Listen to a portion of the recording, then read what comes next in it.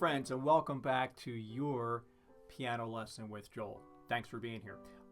So the last time we were together, we were working on finger stretching. And how did you make out saying the name Leschetizky? Theodore Leschetizky. Good old Teddy. Okay, so let's open up to page 57. We'll do some stretching to begin with. Review the finger stretching, and then we'll get on to the G major and D7 chord with the left hand. We'll get to the Cuckoo on page 59, and then we'll do the same thing with the right hand with the G and D7 chord. Now we have, again, we have these sharps now, the F sharp that we're employing in these chords, the 7 chord. So we're getting a little bit more practice in playing some of the black notes or black keys on the piano. And then we'll talk a bit about the pedal. So get out page 57, and here we go.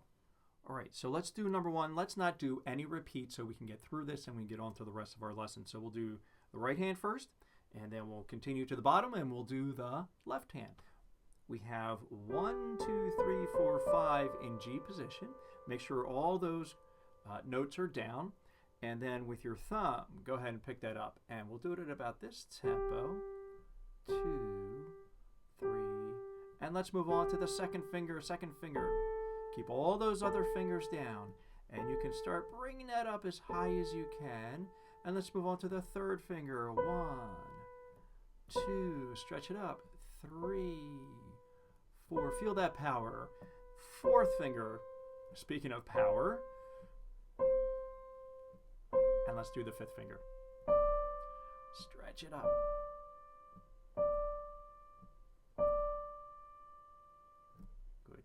And then shake that out. If you want to stop and go back and do that again, that would be fantastic.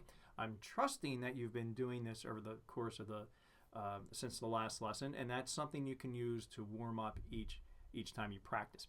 Let's move on to the left hand right at the bottom there. So let's get our fingers in position. We have our G, A, B, C, D, and we'll start with the thumb this time. Ready and go. Thumb. Stretch it up and down, up and down. Let's move to the second finger. And let's move to the third finger. On to the fourth finger. Oh, yes, that one's easy, right? Pinky.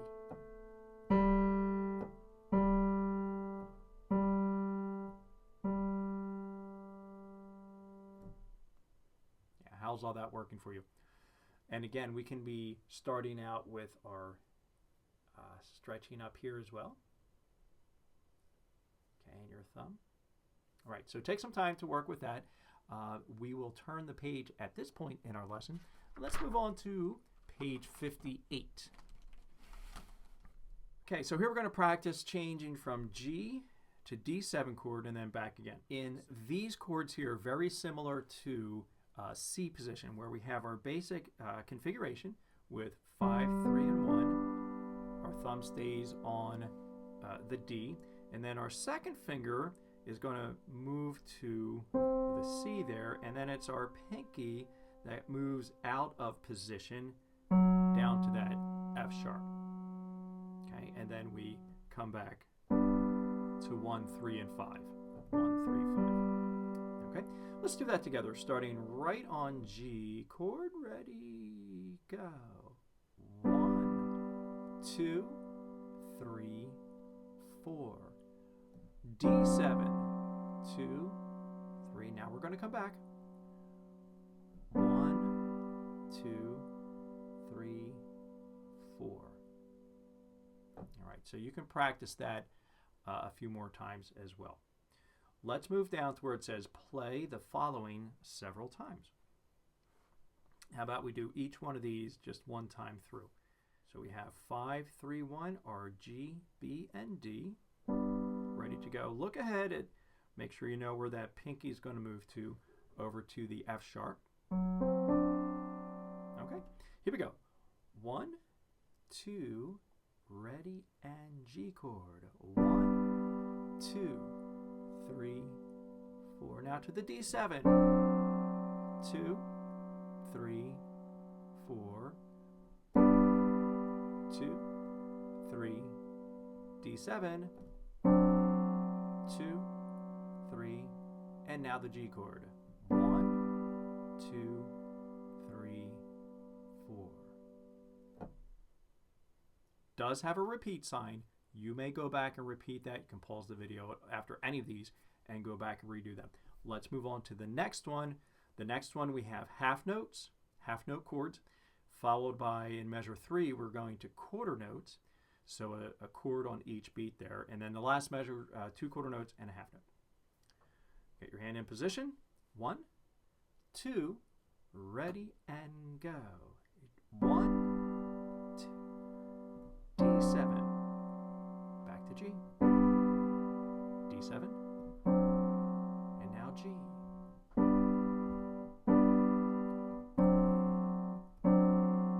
1, 2, 3. Let's repeat this. And 1, 2, 3, 4. 1, 2, 3. 1, 2, 3, 1, 2, 3, 4. Nice. I hope that wasn't too fast for you. If it was, you can go back and slow it down a little bit on your YouTube controls there. Very bottom of page 58, preparation for the cuckoo. Okay, so we're going to do left hand first. We'll just do the left hand. And that is the sequence of chords that we're playing. So let's go ahead and just do that bottom page, or bottom of the page. We'll do it one time through. In this one, we're in 3/4 time, and each one of these half notes is actually a dotted half note, so we'll give them 3 counts. Go ahead and get your hand in position. We have pinky down here on G. We have thumb up here on D. And remember, 3 beats for each note. Here we go. 1, ready, and go. 1, 2, 3. 1, 2. Back to the G. 1, 2. D7. 1, 2, 3. Nice. Okay, let's move on to page 59, Cuckoo. So we have done our left hand. When you practice this at home, practice your right hand by itself too. Again, we're in 3/4 time here. Right now, let's go ahead and play it together, and then you can break it apart when you're practicing on your own. So, left hand in position with the chords that we were just playing. My right hand is starting pinky on D at the top here, and I'm having my third finger ready on the B there. We are in 3/4 time, so be sure you are counting with me. 1, ready, go. 1, 2, 3. 1, 2, 3. 1, 2, 1, 2. Repeat. 1, 2, 3. 1, 2. 1. Look ahead. Get ready and go. 2, 2. 1, 2, 2. 1, 2, 3. 1, 2, 3. 1, 2. 1, 2, 3. Okay, take your time, practice that one hand separately, and then come back to the video and play that with me together. Turn the page. Let's move on to page 60. At this point now we are playing the G major and the D7 chords with the right hand.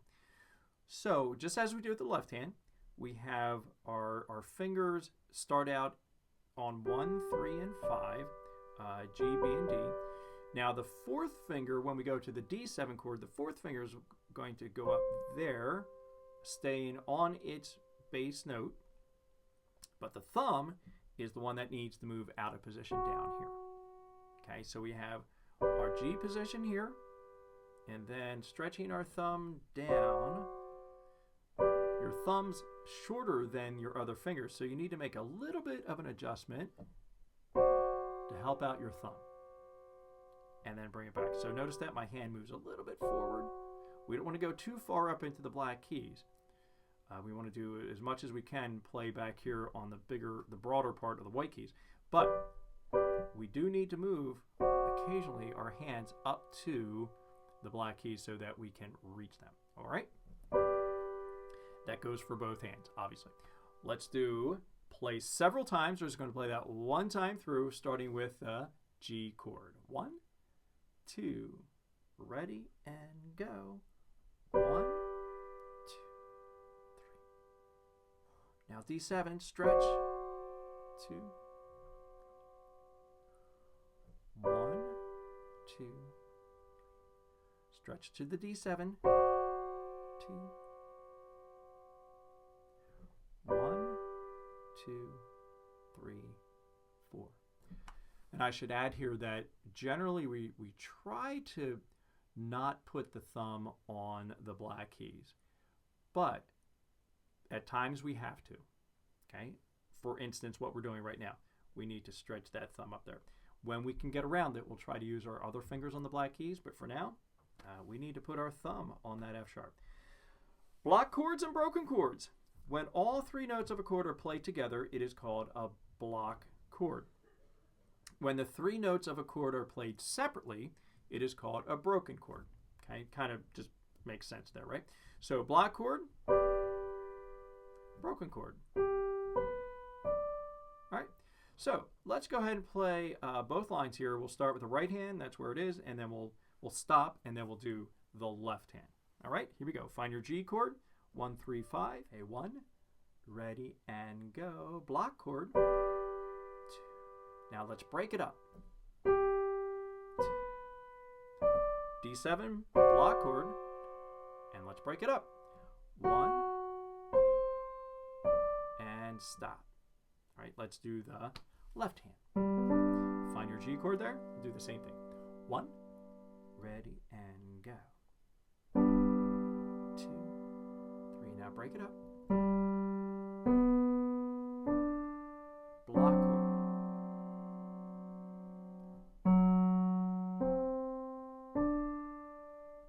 Oh, and let's go back to a G chord. Nice. Okay, so now this is a point where you could do 2 hands together. Just play both lines at the same time. And go to the D7 chord.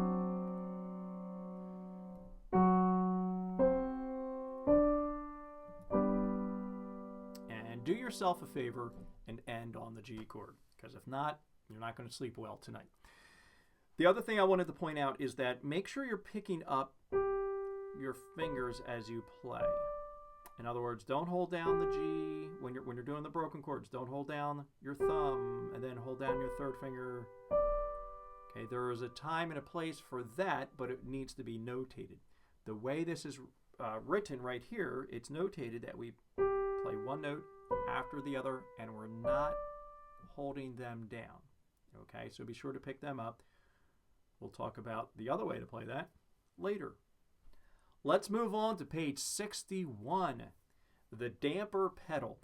Now, I am just making an assumption here that about half of you watching this video are using an electronic piano, which in most cases you only have one pedal, and it is the damper pedal.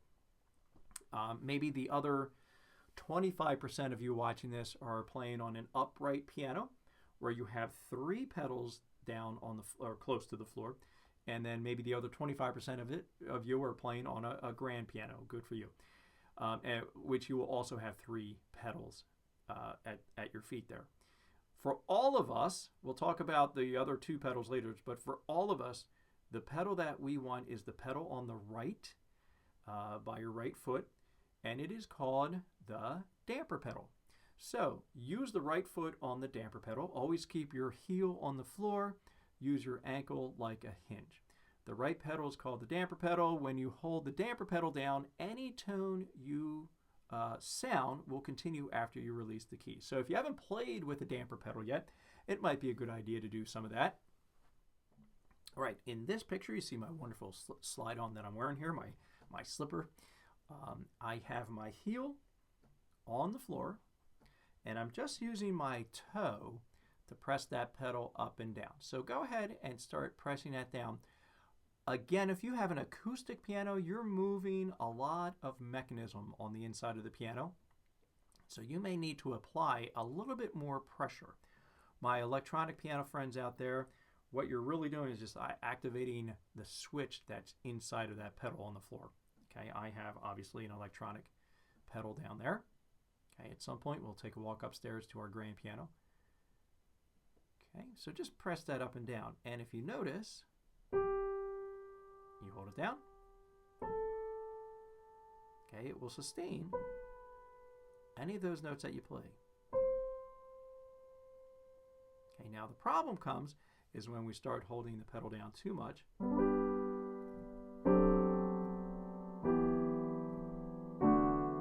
And everything kind of gets muddy. I call that getting muddy. It just kind of all blends together. The tones, the sounds are kind of climbing all over each other, so we don't want to do that. All right, let's take a look at the harp song. Many pieces are made entirely of broken chords, as this one. So this has our broken chords in it, and if you look at the indicator to use the pedal, it's that long line where we put the pedal down and then pedal up when it goes up. So get your left hand in position, get your right hand in G position. As you see, we're playing the G chord first, broken chords, and then the second line we go to the D7 chord, and then the G chord, and then back to the D chord, okay? And we end up with G. So our introduction to pedal here, we're going to pedal at the beginning of each line, and we'll let the pedal up at the end of each line. All right, so I'm not too particular at this moment about when you're putting it down and when you're lifting it up, because right now we have a lot to think about, a lot going on. So let's go ahead and play, and when I say down, that means down, and when I say up, that of course means pedal up. All right, let's do it together. Keep it nice and slow. Now we're thinking of a whole bunch of different things here. 1, ready, left hand starts, down, 1, 2,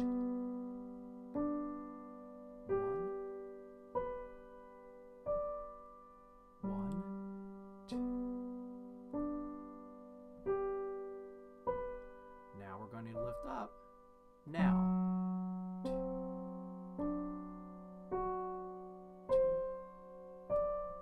1, 2, 3, 1, 2. Lift up. Now. 2, 3, 1, 2, 3, 1, 2, 3, 1, 2. Lift up. Now. 2, 3, 1, 2. Lift.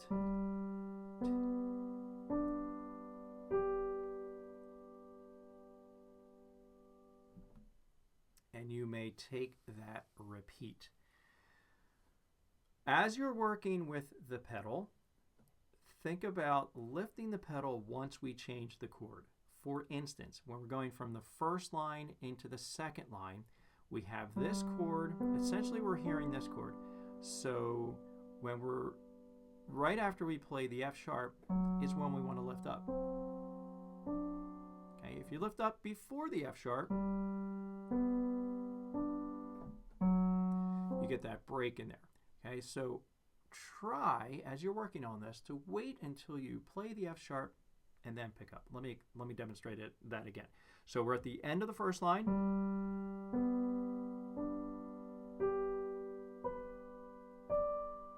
Up. So I waited till I played the F sharp.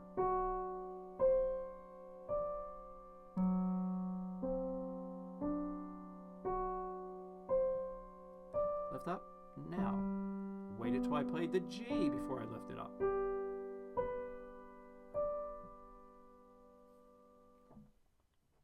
So as far as when you're putting the pedal down and lifting up, you really have to do a lot of listening to know exactly when you want to lift up. We don't want to over pedal, but we want to make sure the pedal does its job in broadening the sound of the piano.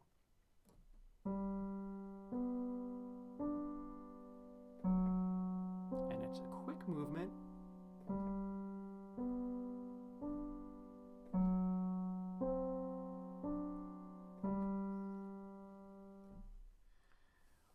So this week, I need for you to practice using the pedal. We'll talk more about the pedal as we go on. So essentially starting right now, forever, we're going to work on using the pedal. We don't want to use it as a crutch, meaning that when we're playing, we've been working on connecting our notes, legato, trying to make as smooth as possible as we're playing. The pedal itself helps broaden the sound of the keyboard. It helps engage all the other strings that are not being played. It helps bring in the rest of the soundboard. And you can hear that as soon as you start using the pedal, it just kind of involves the rest of the piano to create a nice, rich sound. The trick is to use it wisely. Don't overuse it. Use it when we need it. But don't use it as a crutch, because if we start using it as a crutch, then our legato playing up here is going to suffer, and that will be immediately noticeable to anybody who's listening to you perform. Okay, so for this week, how about our homework B? Again, working on page 58, you're working with your chords. Cuckoo, again, the cuckoo does not have any pedal indicated there. So everything that you're doing in the cuckoo is legato. You're working on playing legato with your fingers, smooth and connected. We must keep working on playing legato with our fingers. Once we get over to page 61, that's when we're going to start broadening the sound of the instrument that we're playing with the pedal. Okay? Take your time with the pedal, and the pedal doesn't have to be used all the time. Okay? But when it is used, we need to make sure it's used tastefully. All right, my friends, that is it for today's lesson. Your homework is to work with the pedal, and you may, of course, start looking ahead. We'll have some work to do next lesson as far as writing in chord changes and so forth. But I want you to focus this week on the G major and D7 chords for the left hand and the right hand, and then get going with the pedal. And at the bottom of page 61, you see play third and fourth measures of each line 1 octave higher. So you can do that. Remember, an octave higher means 8 notes higher. And then number 2 down there says play the first and second measures of each line 1 octave lower than written. So then you'll be lower on the keyboard. And that's going to help you move around and navigate on the keyboard with a little bit more fluency itself. Okay, my friends, thank you for joining me today with your piano lesson. And I will see you on our next lesson. Well, we'll move on to page 62 and 63, writing in chord names and so forth. Okay, until then, happy practicing. Take care.